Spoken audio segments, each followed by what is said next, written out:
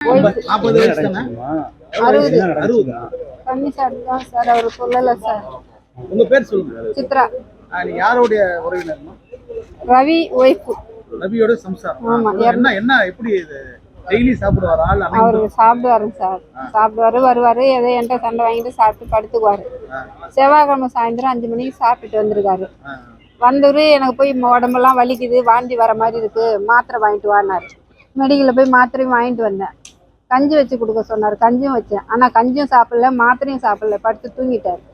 எழுப்புன ஏந்திருக்கவே இல்லை.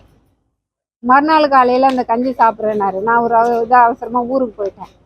12 மணிக்கு வந்து அதை சாப்பிடவே இல்லை, வாந்தி எடுத்துகிட்டு படுத்துருந்துருக்காரு. இது என்கிட்ட அவர் சொல்லவும் இல்லை.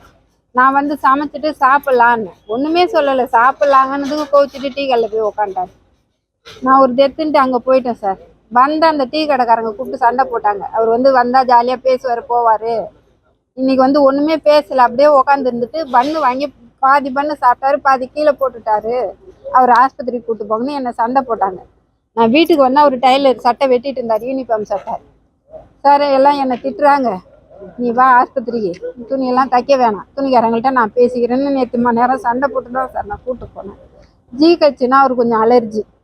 அங்கே போனால் அது இது பார்த்தா அவருக்கு கொஞ்சம் பயம் வருதுன்னு நான் நாவுக்கரசிட்ட கூப்பிட்டு போனேன் சார். தனியார் ஆஸ்பத்திரிக்கு கூப்பிட்டு போனேன்.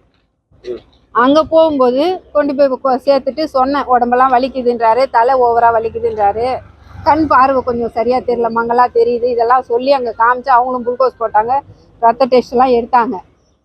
ஒரு மூச்சு உரத்துக்கு அது வச்சாங்க பாருங்க, அதெல்லாம் எடுத்து போட்டு வீட்டுக்கு போகணுங்கிறாரு. நான் சண்டை போட்டேன், இல்லை டாக்டர் வராரு, ரத்த டெஸ்ட் கொடுத்துருக்கோம், பார்த்துட்டு நம்ம வீட்டுக்கு போகலான்னு சொன்னேன்.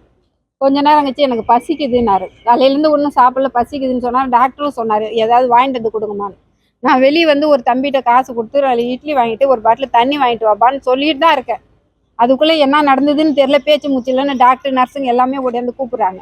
டாக்டரே ஃபோன் பண்ணிட்டாரு ஆட்டோக்காரருக்கு. அப்புறம் தான் ஜிஹெச்சுக்கு எடுத்துகிட்டு போகணும்.